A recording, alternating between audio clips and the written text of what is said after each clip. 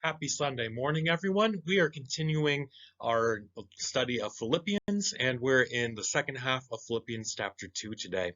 Our topic is serving God by serving others. And let's get into this chapter, starting in verse 12 of chapter 2.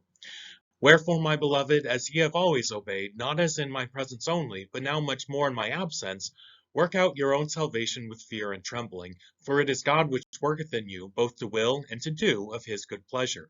Do all things without murmurings and disputings, that ye may be blameless and harmless, the sons of God without rebuke, in the midst of a crooked and perverse nation, among whom ye shine as lights in the world, holding forth the word of life, that I may rejoice in the day of Christ, that I have not run in vain, neither labored in vain. Yea, and if I be offered upon the sacrifice and service of your faith, I joy, and I rejoice with you all. For the same cause also do ye joy, and rejoice with me. But I trust in the Lord Jesus to send Timotheus shortly unto you, that I also may be of good comfort when I know your state.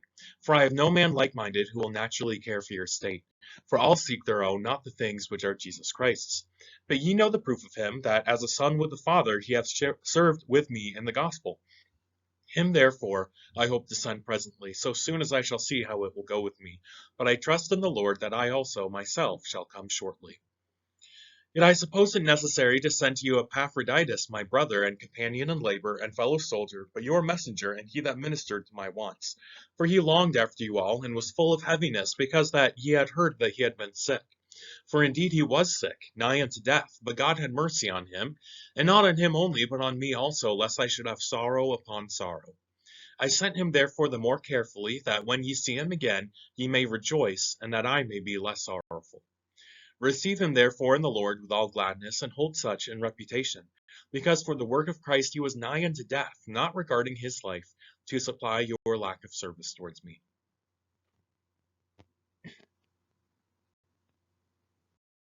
And let's look at those first couple verses again. Wherefore, my beloved, as ye have always obeyed, not as in my presence only, but now much more in my absence, work out your own salvation with fear and trembling, for it is God which worketh in you both to will and to do of his good pleasure. Our first point here is be an obedient servant.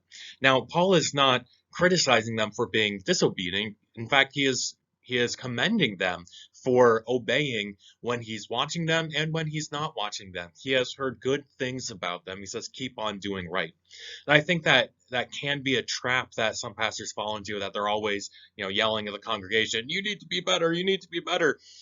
And I know I've sat in sermons where the pastor's like, you need to do this. And I'm like, I'm trying at least. And Paul's not doing that. He's being very kind and very gentle. He's saying, keep on keeping on. Keep on doing what you have been doing. You're doing a great job. Keep on at it. Be an obedient servant. Keep on doing right. This passage is very misunderstood by a lot of people. It says, work out your own salvation. It does not mean work for your salvation. You know how often Paul has talked about salvation is by faith, by God's gift of grace, not by works. In fact, Paul wrote that very statement in Ephesians, not by works, lest any man should boast. He is not saying do enough good things to earn your salvation. No, in fact, he just made a big point about them already being Christians. They are already serving God. They are already part of God's family. And because they are Christians, keep working. Keep doing right. Work on your salvation. Your salvation is a relationship with Christ. When he saved you, he did not take away your sins and then ignore you. No, no, no. He wants to have a close relationship with you. And that's all Paul's saying, is work on your relationship. Just like every relationship, your relationship with God will take time and lots of it. It will take effort and will take attention.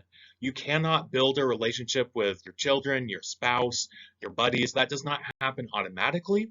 It does not happen accidentally. And it definitely doesn't happen when you're not talking to them. You need to work on being a good friend of God. Abraham was called the friend of God. That's what a lovely title. We're called God's children in many places. And one time Jesus told the disciples, I'm not calling you servants anymore. I'm calling you friends. You're my friends. So work on your friendship with God. It takes time. It takes intentionality. What can you do today to be a good servant of God? One thing is work on it. Take your time to work out your salvation. When it says with fear and trembling, that word fear is not saying be afraid that you're not good enough to deserve heaven. Because guess what? You're not good enough to deserve heaven. Neither am I. Neither are any of us. None of us deserve heaven. So he doesn't say work hard so that you can earn heaven, maybe. No, no, no, no. That word fear is much more like the word respect or awe. The fear and trembling is how important do you think this relationship is? Is it your number one priority? It really should be. Are you just kind of blowing it off? You really shouldn't be. This should be the number one item on your to-do list is be a good friend to God, be a good servant for God. And then in verse 13 it says, it is God that works in you. So I've heard people give a sermon on just that first part, work on your salvation. And you cannot ignore the second part. You work out your salvation because or for God is working in you. How does God work in you? He gives you the desire and the ability. He works in you to will his good pleasure and to do his good pleasure. Neither one of those would be very useful on their own, would it? Desiring to do good without the ability would be very frustrating, wouldn't it? And of course, you can't do good if you don't even try. So the ability without the desire is absolutely useless as well. This does tell us that without God, first of all, we would not have the ability to do good without God's help. And second of all, we wouldn't even be trying to do good. Paul says in Romans 3 that there's none who does good, no, not one. He even says they all seek their own way. That's almost a quote from Isaiah, where all we like sheep have gone astray. We have turned everyone to his own way. So it's not just that we're not good enough for God, it's we're not even trying to be good enough for God without his help. He is the one who gives us the desire to do right. And I hope as a Christian, you have experienced that desire to do the right thing. And that's wonderful. That is God changing your heart to make it what it ought to be. And that is a wonderful gift from God, to want to do good, to know what good means, know the difference between right and wrong, and have the ability to please God. Have you ever heard a do good sermon or a be good sermon? One that's just the pastor saying, you need to be good. The end. Maybe you need to be more loving, or you need to be more patient, or you need to be more truthful, tell the truth. And that's all. I know I'm guilty of doing that, and that is not okay. Church should not just be the pastor telling you to do right. That is barely half of what the gospel really is. You cannot ignore God's work in the Christian. You cannot just tell people to be good without giving them the key to success, which is remembering it's God working in me. It's not me working by myself. So we have to be very careful as preachers to remember this fact when we tell our congregation, be good, do right. You're doing that with Christ's help. Next, being outstanding servant, like the farmer who got an award for being outstanding in his field. Be a servant that stands out. Verses 14 through 16. Do all things without murmurings and disputings, that ye may be blameless and harmless, the sons of God, without rebuke, in the midst of a crooked and perverse nation, among whom ye shine as lights in the world, holding forth the word of life, that I may rejoice on the day of Christ, that I have not run in vain, neither labored in vain. That phrase, murmuring and disputings, reminds me an awful lot of Israel in Exodus as they're wandering around the wilderness. And they're constantly complaining about Moses, God's leader, constantly complaining about everything that God has done for them. And that's not okay. If you are a servant, you should not be arguing with your boss, and you should not be complaining to your boss. Try doing that in your place of employment. Try arguing and complaining with your boss constantly, like the Israelites did in the wilderness for 40 years.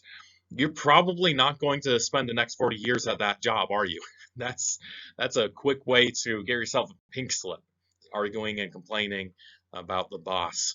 And Paul says, in the church, you servants should not be arguing with one another. You should not be arguing with God. If the Bible says thus and such, that's what the Bible says. Don't argue. If God has put you in a life situation that's maybe not terribly pleasant, stop complaining. God knows what's good for you. God's going to bring you through any hard times. Stop complaining. Stop arguing. Just do what God says. It says, you need to shine like lights in this world. This is a quote from the Sermon on the Mount, where Jesus said that you are the light of the earth. And in the Sermon on the Mount, the light of the world, you being the light of the world, he says, so everyone could see your good works and glorify God in heaven. So the light is the good works, makes you stand out from everyone else. When you show the fruit of the Spirit, when you show God working in you to do good, that makes you very different from the people that God's not really working in very much. God is not working very hard on the hearts of unbelievers. The number one thing that the Spirit does for unbelievers is call them to repent and come to Christ. He's not really giving them the fruit of the Spirit. The Spirit, it's not giving them that ministry like he does for believers. He's not indwelling unbelievers. So when you show the fruit of the Spirit, when you show good servanthood, you are very different from everyone else, and you shine with a good testimony. That word testimony is thrown around a lot in churches, and it really means a reputation. Does this church have a reputation in town? What do we have a reputation for? First of all, if we have no reputation in town, that's not good. The town ought to know about us, right? But what do they know about us? I hope that they know that we are people who are doing our best to please God. I know we're not perfect, but we are doing our best to please God. So what can we do to shine as lights in this world? He says, be blameless and harmless. Blameless does not exactly mean perfect. It just means that people aren't constantly blaming you for all the bad things that you did. You aren't constantly in the news for breaking the law all the time. You're not in the Wisconsin police blotter every other week, right? You haven't done anything wrong in the community. And when it says harmless, again, it means you're not hurting your neighbors. You're not being taken to court for stealing your neighbor's sheep or anything. You're harmless. You're the children of God. You're without rebuke. There is no cause for an unbeliever to come up to a Christian and say, you did wrong. You need to change. Right? There's no call for outsiders to rebuke the church because the church is doing right. And it says, you're shining because you're in the midst of a crooked and perverse nation. That word perverse means very similarly to crooked. It's gone wrong. It's supposed to go straight, but it's been bent. The world is not going the direction that God wants it to go. And that's not a modern thing. That's been happening for thousands of years. People don't follow after God, but God's people should. And that means you're going in one direction and they're not. That makes you very different. But then verse 16 says, when you're shining as lights in the world, that is not to say that we Christians go and say, hey, everyone, look how good I am, right? It says you're holding forth the word of life. What are you advertising? Not your own goodness. You're advertising God's word, the gospel that brings life. God brings life to dead people. Holding forth the word of life. Do you know what group of people was really, really good at advertising their own goodness? The Pharisees. They were good people, and they wanted everyone to know it. In the Sermon on the Mount, Jesus said that when they gave, they would get drums and trumpets, and people would go in front of them as they walked to church, and look, Mr. Gurr is giving $1 million today. And some people think Jesus was exaggerating, but I don't know. Did those Pharisees actually have trumpeters calling everyone to watch them give their money to the church? That is absolutely ridiculous. I wonder if they actually did that. Now, that wasn't a joke. I don't know. I wouldn't put it past them. You should not put yourself on display as I'm better than everyone else around me. Lots of Christians have gotten that reputation, right? Lots of churches get that reputation, whether well-deserved or not, that, oh, we're better than everyone else. That's not the point. The point is that God is working on me and God can work on you too. God gave me life, and he can give you life just as well. We should be boasting in God's goodness, not in my own. In fact, when I boast in my own goodness, I've just done the sin of pride, and then I'm not good anymore. That's not good. At the end of the day, Paul says, I'm in jail. My ministry is coming to a rapid end. I'm going to be gone soon. In fact, just a few paragraphs before, he says, I'm pretty sure I'm going to die very soon. But now he says, I may rejoice when I see Jesus, that I have not run in vain, neither labored in vain. At the end of the day, Paul says, I want my life to matter. I want my ministry to matter. I don't want it all to just be flushed away. At the end of the day, I ran my race. I want to make sure that it meant something. I worked hard. I want to make sure it meant something. In the Sermon on the Mount, Jesus said, when you do wonderful things to get people to applaud you and pat you on the back, you just got your reward. There's no reward in heaven for you because you already have your reward of men. But if you do it secretly, you're not doing it for praise, you're doing it because it's the right thing to do, then God, who sees in secret, will reward you openly. Now, Paul's not, hiding or anything, but he's also not saying, hey, everyone, look at me, look at how good I am. No, Paul's a very humble person, and he says, I want to make sure that I keep my humility, that I'm putting Christ first so that my work matters. And Paul's going to give 3 examples of good servants. And the first one is his own. That I may rejoice in the day of Christ, that I may have not run in vain, neither labored in vain. Yea, and if I be offered upon the sacrifice and service of your faith, I joy and rejoice with you all. For the same cause also do you joy and rejoice with me. Paul's goal is a life that made a difference in the lives of other people, and I think that he handily met that goal. He said that he is being sacrificed. He is being killed. He is putting his life on the line. He gave him of himself, and when the going gets tough, and when people threatened him, stop preaching or we'll kill you, he didn't stop because he said, it's worth it. If I have to give my life to give you the gospel, it's worth it. And that's exactly what Jesus said in the Garden of Gethsemane. He said, I don't want to die, but if that's what it takes to bring these people to heaven, it's worth it. Paul gave of himself.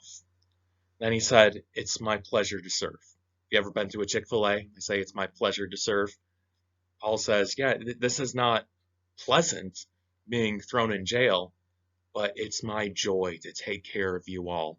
And I want you all to be happy knowing that I thought it was worth it.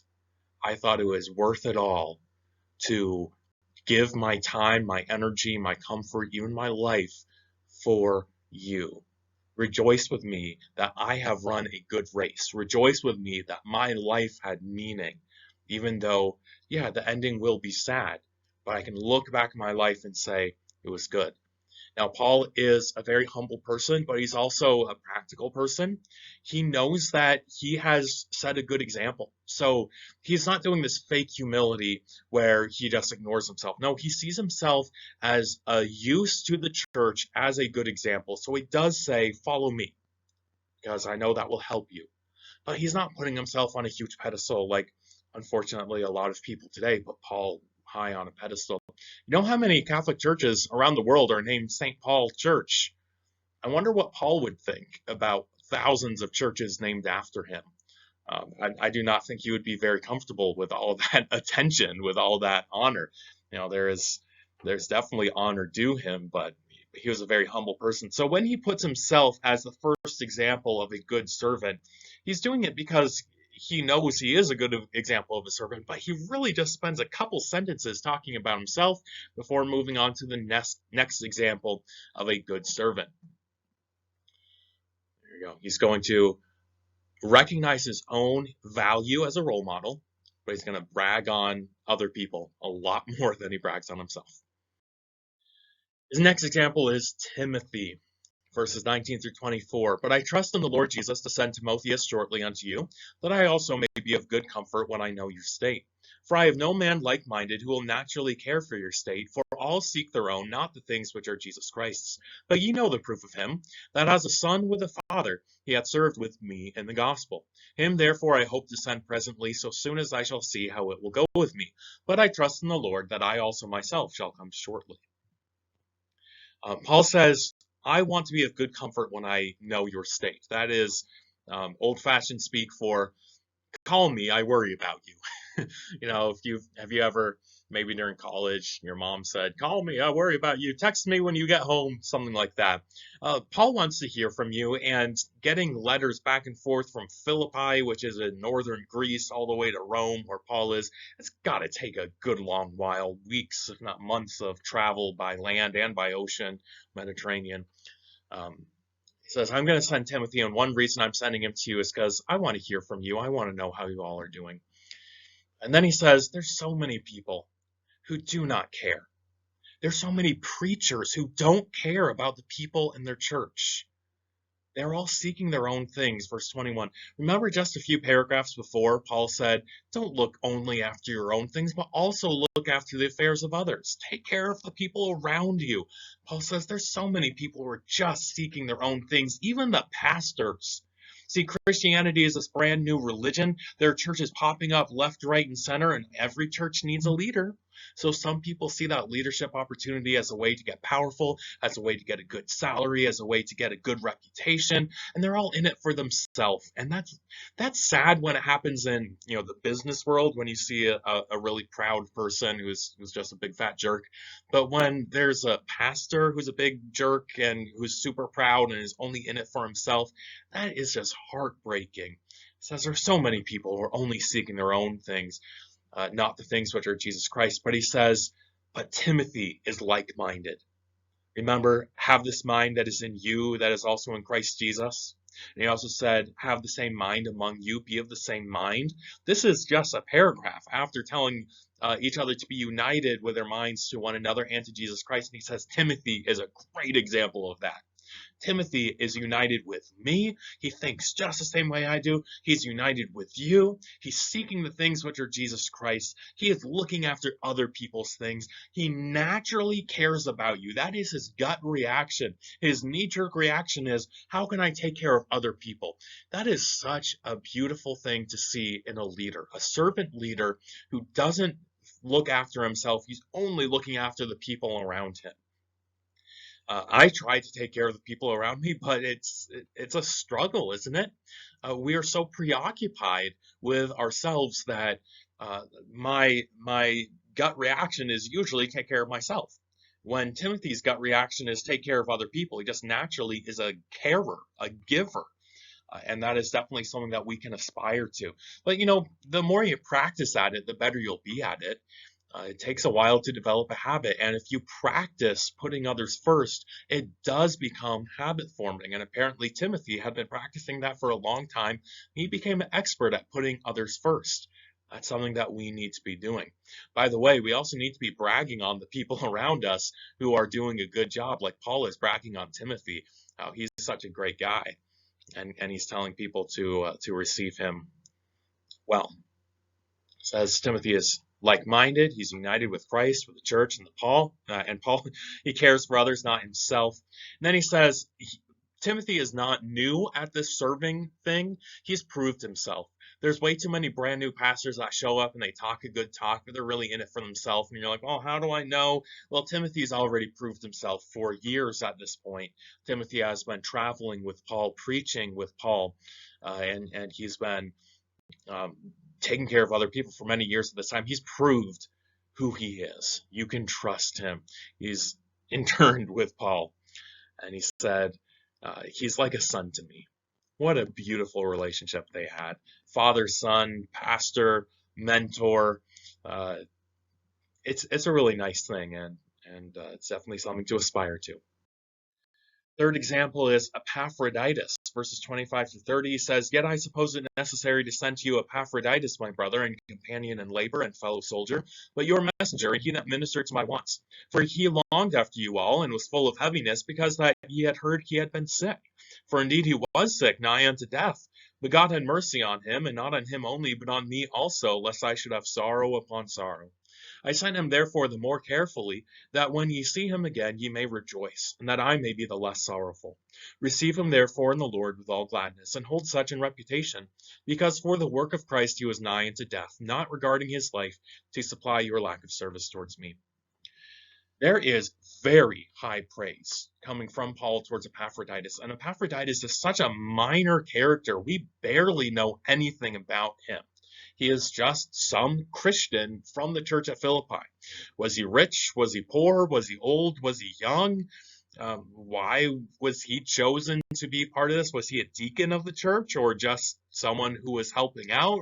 We don't know anything. Was he even a pastor, maybe, of this church? One of the pastors, an elder? We don't know hardly anything about him, except for all this praise that Paul heaps upon him. He calls him my brother, calls him my companion in labor. That seems to be one of Paul's highest compliments, and he uses it for lots of people, male and female.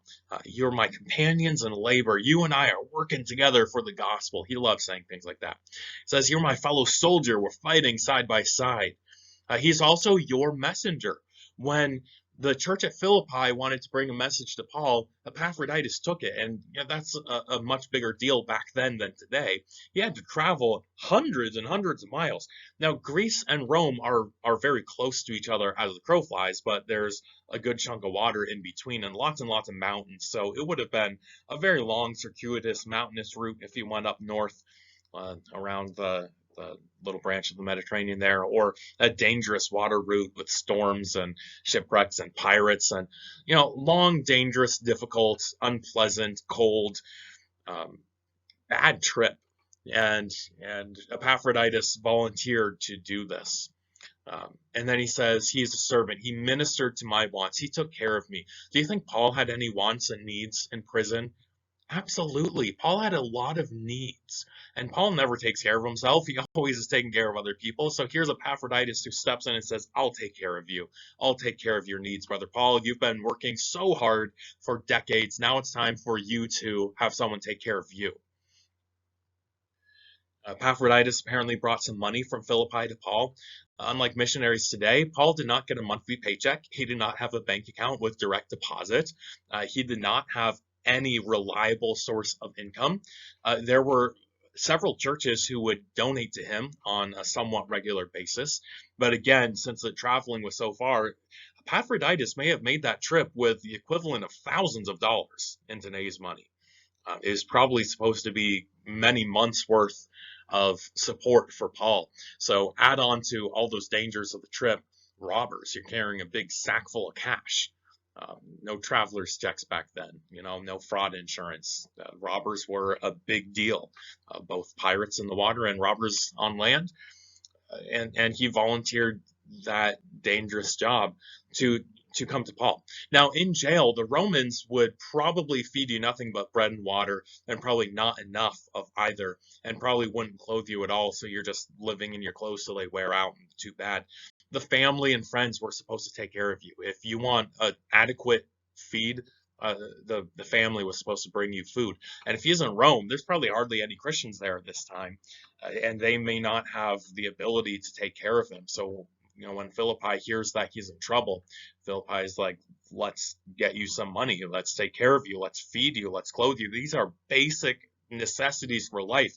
If Paul is going to survive, he's going to need our help. So they scrounged up what little money they had. Elsewhere, we hear that Philippi was a poor church.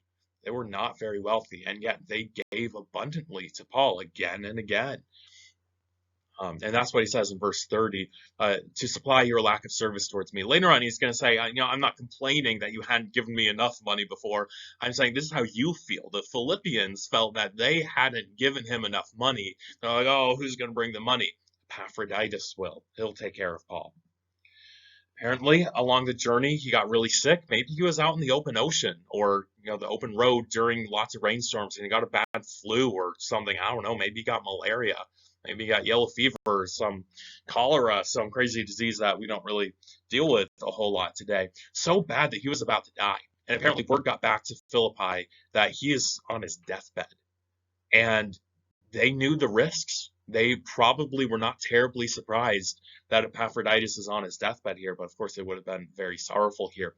Well, now that Epaphroditus is better, I guess there hadn't been any messengers going back and forth. There wouldn't have been very many. So now he's alive and he's doing much better, but weeks have passed and they don't know that I'm alive, and I really want them to know that I'm alive. So Paul sends him off quickly with a letter, and Timothy's going to come later, and Paul, if he ever gets out of jail, is going to try to come back later as well. And Paul says, receive such a one with gladness and hold such in reputation. Verse 29, he says, you need to think highly of Epaphroditus and other people like him. He worked himself to the bone. He put himself in harm's way to take care of me, and you need to pat him on the back and give him his kudos because he did an excellent job. In conclusion, are you a servant? Well, if you're a Christian, you are. Are you a good servant? I hope so. I'm not here to criticize anyone. I'm going to be like Paul and say, keep on doing good. Maybe this is a reminder, but I'm not thinking of anyone in particular who's being a bad servant today, but we can all use that reminder, right, to be a servant of God and a servant of the church. Do you obey? Good. Keep on obeying God. Keep on doing right. Keep on keeping on. Keep doing your part to keep your relationship with God healthy. Remember, work out your salvation because God is working on it as well. We can trust God to do his part. In a human relationship, two humans, either one can sin against each other, and usually when an argument happens, both sides are at least somewhat to blame. With our relationship with God, we know it's not ever God's fault that we've drifted apart from him. Okay? God is going to do his part.